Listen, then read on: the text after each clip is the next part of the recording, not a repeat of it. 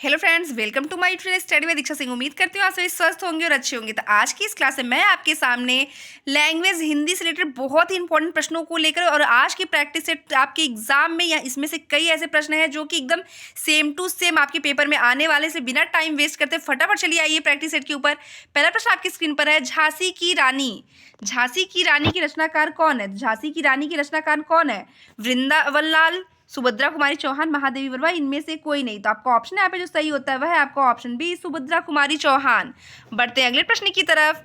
तो बिहार शिक्षक भर्ती में जो हमारा लैंग्वेज पेपर है हिंदी, उसमें जो अगला प्रश्न आपकी स्क्रीन पर वो आपसे पूछता है, सही वर्तनी वाला रूप क्या है? तो वर्तनी से संबंधित आपसे 1 से 2 प्रश्न 110% एग्जाम में पूछे जाने वाला है। तो चलिए देखिए सही वर्तनी आपसे क्या है। इसमें आपका ऊपर देखिए ऑप्शन ए में उज्जवल है, ऑप्शन बी में आपका जो है पूरा जय है, ऑप्शन सी की अगर बात करें तो इसमें बस जय है वो भी हाफ, और ऑप्शन डी की अगर बात करें इसे पूरा जय है फिर हाफ जय। तो आप ध्यान दीजिएगा कि आपका जो सही वर्तनी की अगर बात करें तो उज्जवल जो होता है ये आपका पहला वर्ड है, उ आधा ज व ल, यही आपका सबसे शुद्ध है या सबसे सही वर्तनी है। बढ़ते अगले प्रश्न की तरफ। अगला प्रश्न आपकी स्क्रीन पर है, वह है आपसे पूछा, नाम आँख का अंधा नाम नयन सुख लोकतियों का अर्थ क्या है? तो आँख का अंधा नाम नयन सुख लोकतियों का अर्थ क्या है? अंधों की आँख होना, आँखों की ज्योति जाना, गुड़ की विपरीत नाम, या हर चीज का कारण होना। तो ये आपका जो ऑप्शन यहाँ पे सही होता है वह है आपका ऑप्शन सी, गुड़ के विपरीत नाम का होना।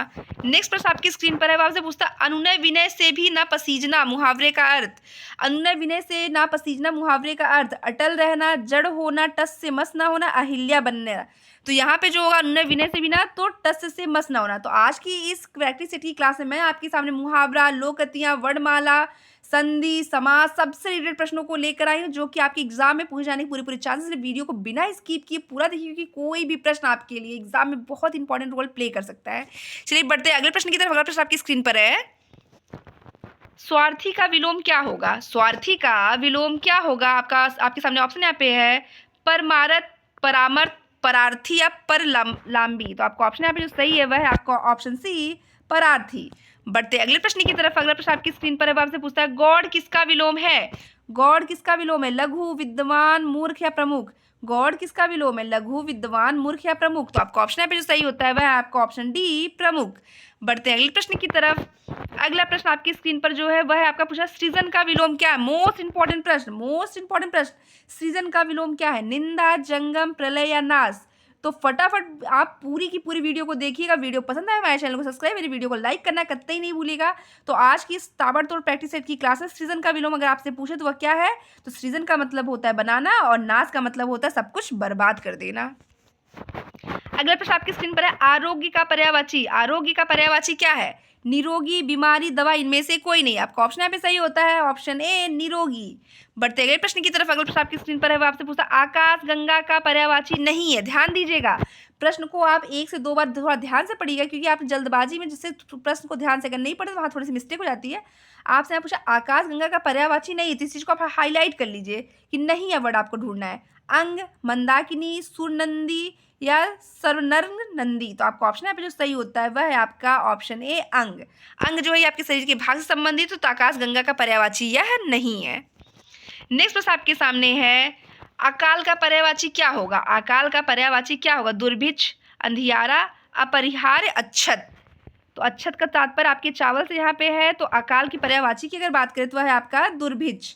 बढ़ते हैं अगले प्रश्न की तरफ। अगला प्रश्न आपकी स्क्रीन पर है, गोपाल में कौन सा समास है? द्विगु, कर्मधार, द्वंद्व या बहुब्रीहि। तो आपको मैंने बताया था जब पहला पद पहला पद संख्यावाची हो, जब पहला पद संख्यावाची होगा तो वह द्विगु, जब पहला पद आपका विशेषण और दूसरा पद आपका क्या होगा? संज्ञा, तो आपका होगा कर्मधार। जब दोनों में विपरार्थी शब्द होंगे तो आपका द्वंद्व होगा। और बहुब्रीहि समास की बात करें जब कोई तीसरा अर्थ देता है, तो जैसे गोपाल का यहाँ पे समास कौन सा है? बहुब्रीहि। अगले प्रश्न की तरफ बढ़ते हैं। अगला प्रश्न आपकी स्क्रीन पर, शांति दूत में कौन सा समास है? शांति दूत में कौन सा समास है? तत्पुरुष, कर्मधारय, द्वंद्व या बहुब्रीहि। याद करिए कि तत्पुरुष समास की बात अगर करें तो ये आपके जो कारक के चिन्ह होते हैं वो सभी तत्पुरुष समास के अंतर्गत आते हैं। तो शांति दूत का मतलब होता है शांति का दूत। तो का आपका यहाँ पे क्या है? का आपका यहाँ पे एक कारक विभक्ति है, तो ये आपकी किस में जाएगा? ऑप्शन ए, तत्पुरुष समास। बढ़ते अगले प्रश्न की तरफ। अगला प्रश्न आपकी स्क्रीन पे, थोड़ा बहुत में कौन सा समास है? थोड़ा बहुत, थोड़ा बहुत में कौन समास है? द्विगु, कर्मधारय, द्वंद्व या तत्पुरुष। तो मैंने अभी आपसे यही बताया है कि जब विपरार्थी दो और शब्द मिलेंगे तो आप वहां पे क्या मारेंगे? थोड़ा मतलब कम, बहुत मतलब ज्यादा, दोनों विपरार्थी शब्द हैं, तो आपका ऑप्शन सी यहाँ बिल्कुल सही होता है, द्वंद्व समास।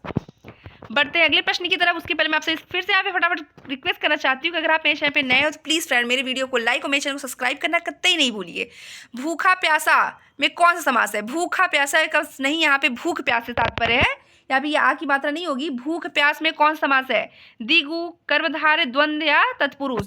तो जब कभी आपको बीच में ये जो चिन्ह मिले, इस चिन्ह का नाम है योजक चिन्ह। इस चिन्ह का नाम क्या है आपका? योजक चिन्ह। तो जब कभी आपको किसी भी शब्द के बीच में योजक चिन्ह मिले तो आप बिना सोचे समझे वहां पे ऑप्शन सी द्वंद्व समास मार दीजिएगा। एग्जाम में आपका ये बिल्कुल सही होने वाला है। बढ़ते अगले प्रश्न की तरफ। अगला प्रश्न आपकी स्क्रीन पर है, दुपट्टे में कौन सा समास है? दुपट्टा में कौन सा समास है? बहुव्रीहि, कर्मधारय, द्वंद्व या द्विगु।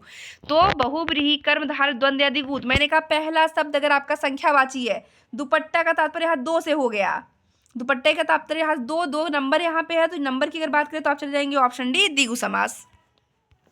अगला प्रश्न आपकी स्क्रीन पर है, अठकोना में कौन समास है? द्विगु, कर्मधारय, द्वंद्व या तत्पुरुष। तो अठकोने की बात करेंगे, ये तो 8 कोनों की बात हुई है।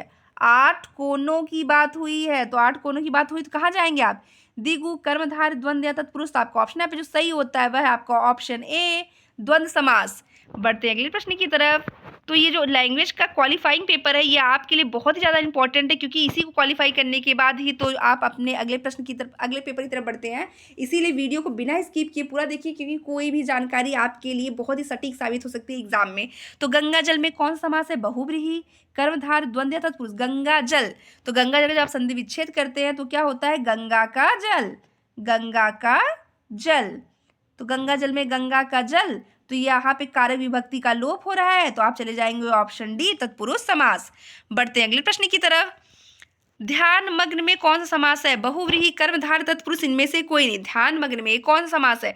बहुव्रीहि, कर्मधारय, तत्पुरुष, इनमें से कोई नहीं। ध्यान मग्न का मतलब है ध्यान में मग्न। संधि विच्छेद फटाफट कर लीजिएगा। ध्यान में मग्न, ध्यान में मग्न कौन है? बहुव्रीहि, कर्मधारय, तत्पुरुष। आपका ऑप्शन है जो सही होता है वह है आपका ऑप्शन सी, तत्पुरुष समास। बढ़ते हैं अगले प्रश्न की तरफ। महावीर में कौन समास है? कर्मधारय, द्विगु, द्वंद्व या तत्पुरुष। महावीर, महान है जो वीर, तो वीर यहाँ पे आपका क्या है? वीर आपका यहाँ पे संज्ञा है। वीर आपका यहाँ पे संज्ञा है, और इस वीर की महानता कौन बता रहा है? महा। तो ये महा शब्द जो है वीर की क्या करता है? विशेषता बताता है। तो मैंने आपको पहले ही बता दिया था कि कर्मधारय समास में पहला पद आपका विशेषण, दूसरा पद अगर आपका संज्ञा है तो बिना सोचे समझे आप यहाँ पे ऑप्शन ए कर्मधारय मार दीजिएगा, ये बिल्कुल सही एग्जाम में आपका हो जाएगा। बढ़ते अगले प्रश्न की तरफ। मुरलीधर में कौन समास है? द्विगु, कर्मधारय, द्वंद्व या बहुव्रीहि।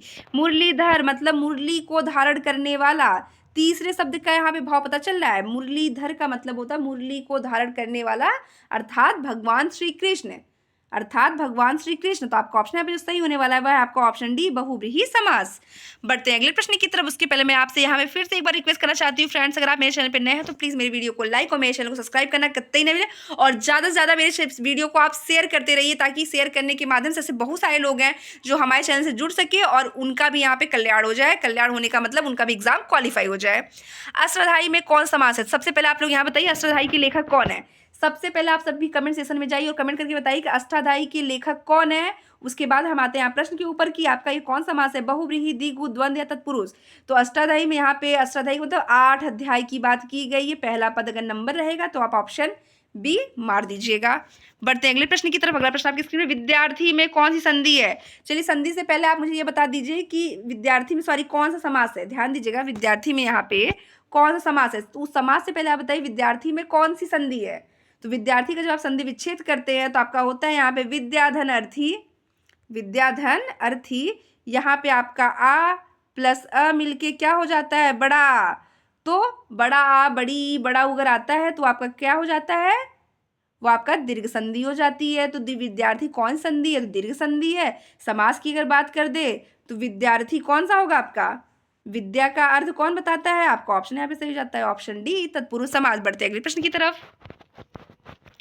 नाक नाक में कौन सा समास है? नाक नाक, यहाँ पे नाक कान की बात किया होगा क्योंकि एक पद दूसरे पद का यहाँ पे उल्टा होता है, तो नाक और कान की बात है यहाँ पे। नाक कान में कौन समास है, उसके बीच में आप ध्यान दीजिएगा योजक चिन्ह लगा हुआ है।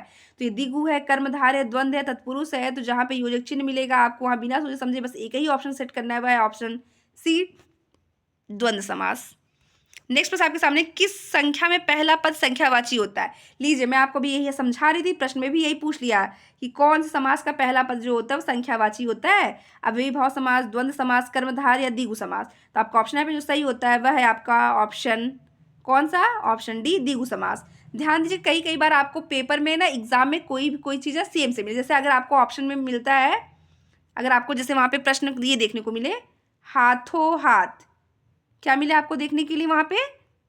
हाथों हाथ, हाथों हाथ, हाथों हाथ या फिर यथाशक्ति, ये सारी टाइप चीज़ जहाँ पे आपको मिलेगी, भर पेट, तो ये सारी चीज़ अगर आपको मिलती हैं तो वहाँ पे आपको अव्ययीभाव समास मानना है। ध्यान दीजिएगा, हाथों हाथ ये काफ़ी इंपॉर्टेंट और कई बार एग्जाम में पूछा हुआ जो प्रश्न आपसे कि अगर हाथों हाथ में कौन समास होता है तो आप बता के आएंगे कि अव्ययीभाव समास होता है। फिलहाल हम बताते हैं इस प्रश्न का जो उत्तर है वह है आपका ऑप्शन डी, द्वंद्व समास। नेक्स्ट आपसे पूछता है महात्मा में कौन सा समास है? द्विगु, द्वंद्व, कर्मधार। महान है जो आत्मा, महान है जो आत्मा, तो आपका ऑप्शन यहाँ पे बिल्कुल सही होता है, वह है आपका ऑप्शन सी, कर्मधारय समास। तो प्लीज फ्रेंड फटाफट चलिए आप मेरे वीडियो को लाइक और मेरे चैनल को सब्सक्राइब करते हुए आगे बढ़िए कि त्रिफला में कौन समास है? त्रिफला में कौन सा समास है? तो आपका ऑप्शन यहाँ पे सही होता है क्या? द्वंद्व, द्विगु, कर्मधारय या इनमें से कोई नहीं। तो त्रिफला में समास की अगर बात करें तो यहाँ पे 3 नंबर की बात कर दी, नंबर की बात करेंगे तो आप चले जाएंगे ऑप्शन बी, द्विगु समास। बढ़ते अगले प्रश्न की तरफ। अगला प्रश्न आपकी स्क्रीन पे, पंकज में कौन सा समास है? पंकज में कौन समास? उसके पहले मैं आपसे यहाँ से फिर एक क्वेश्चन, सेकंड क्वेश्चन यहाँ पे पुटअप करना ये चाहती हूँ एग्जाम में कि पंकज में कौन समास आपसे पूछा जाता है, तो बताइए पंकज किसका पर्यायवाची है? पंकज किसका पर्यायवाची? आप सभी कमेंट सेक्शन में जाइए, कमेंट करके बताइए कि पंकज किसका पर्यायवाची है, ताकि आपको पता चलता रहे कि आपकी तैयारी किस लेवल तक पहुंच चुकी है। आपके सामने ऑप्शन है कर्मधार, द्विगु या बहुव्रीहि। तो पंकज में यहाँ पे जो ऑप्शन सही होगा वह है आपका ऑप्शन सी, बहुव्रीहि समास। नेक्स्ट आपसे पूछता है किस समास का पहला पद प्रधान होता है? अव्ययीभाव, कर्मधारय या अधिकरण या इनमें से कोई नहीं। तो अधिकरण तो यहाँ पे कोई समास ही नहीं है, ये अधिकरण जो है ये आपका क्या है? अधिकरण ये आपका कारक है, तो कर्मधारय का कोई तात्पर्य नहीं। तो अव्ययीभाव समास, पहला पद जो प्रधान की अगर बात करें तो ये होता है आपका अव्ययीभाव समास। नेक्स्ट आपसे पूछता है व्याम में कौन सी संधि है? व्याम में कौन सी संधि है? चलिए मैं आपको यहाँ पे एक ट्रिक बता देती हूँ। ये होते हैं आपके अंतस, य र ल व, य र ल व के पहले, य र ल व के पहले अगर कभी भी आपको आधा अक्षर देखने को मिले तो आपको वहाँ बिना सोचे समझे बस और बस एक ही संधि मारनी है, वह है आपका यड़ संधि। जब किसी के ऊपर आपको एक मात्रा मिले तो आपको गुण संधि, जब 2 मात्रा मिलेगी तो आप वृद्धि संधि लगाएंगी, और अगर आपको य र ल व के पहले अगर आधा अक्षर मिलता है तो वो बिना सोचे समझे आपको यड़ संधि मारनी है। बढ़ते अगले प्रश्न की तरफ। अगला प्रश्न आपकी स्क्रीन पर है, अध्ययन में कौन सी संधि है? अध्ययन में कौन सी संधि है? तो आप ध्यान दीजिएगा, मैंने आपको बताया था य र ल व के पहले अगर आधा अक्षर रहेगा तो कौन सी संधि होगी? दीर्घ, यड़ या गुड़, या इनमें से कोई नहीं। तो आपका ऑप्शन यहाँ पे सही होता है ऑप्शन बी, यड़ संधि। बढ़ते हैं अगले प्रश्न की तरफ। अगला प्रश्न आपकी स्क्रीन पर, जातिवाचक संज्ञा क्या है? जातिवाचक संज्ञा वह संज्ञा होता है जिसमें आप किसी भी जाति की विशेषता को बताते हैं। घोड़ा, सभा, गंगा या न्याय। तो जाति की बात अगर करें तो यहाँ पे सभा होगा, नहीं यहाँ समूह, सॉरी सभा की अगर बात करें तो समूह हो जाएगा। घोड़ा, घोड़ा जो होता है उसके अंदर आपका स्त्रीलिंग, मादालिंग, जितनी भी मादा या नर जितने भी होते हैं घोड़े की जातियाँ वो सभी आ जाती हैं। तो घोड़ा यहाँ पे एक जातिवाचक संज्ञा का उदाहरण है। बढ़ते हैं अगले प्रश्न की तरफ। अगला प्रश्न आपकी स्क्रीन पर, नेपाली भाषा किस लिपि में लिखी जाती है? ब्राह्मी लिपि, देवनागरी लिपि, खरोष्टी, या खरोष्टी नहीं, या खरोष्टी होगा, खरोष्टी में पहाड़ी। तो नेपाली भाषा किस लिपि में लिखी गई? तो आपका उत्तर यहाँ पे होता है ऑप्शन बी, देवनागरी लिपि। बढ़ते हैं अगले प्रश्न की तरफ। अगला प्रश्न आपकी स्क्रीन पर है, वह आपसे पूछ रहा हिंदी वर्णमाला में संयुक्त व्यंजन कितने हैं? तो हिंदी वर्णमाला में संयुक्त व्यंजनों की अगर बात करें तो वह कितने हैं? तो आपके टोटल कितने हैं? यहाँ पे 4। हिंदी वर्णमाला में संयुक्त व्यंजन कितने हैं? कुल 4 है। अंतस्थ व्यंजन की बात करें तो वो भी 4 है, और ऊष्म व्यंजन की बात करें तो वो भी 4 है। अनुस्वार की, आयोगवा की बात करें तो वह 2 है, आपका अंक और अ है। नेक्स्ट प्रश्न आपकी स्क्रीन पर है, आयोगवा, हिंदी वर्णमाला में आयोगवा वर्णों की कुल संख्या, हिंदी वर्णमाला में आयोगवा वर्णों की कुल संख्या कितनी है? 4, 2, 6 या 3? तो आयोगवा मैंने आपको अभी जैसे बताया अंक और अ, यही 2 वर्ड आपके जो है अंक और अ, यही 2 वर्ड आपके क्या है? आयोगवा। आपका ऑप्शन बी यहाँ पे बिल्कुल सही होता है।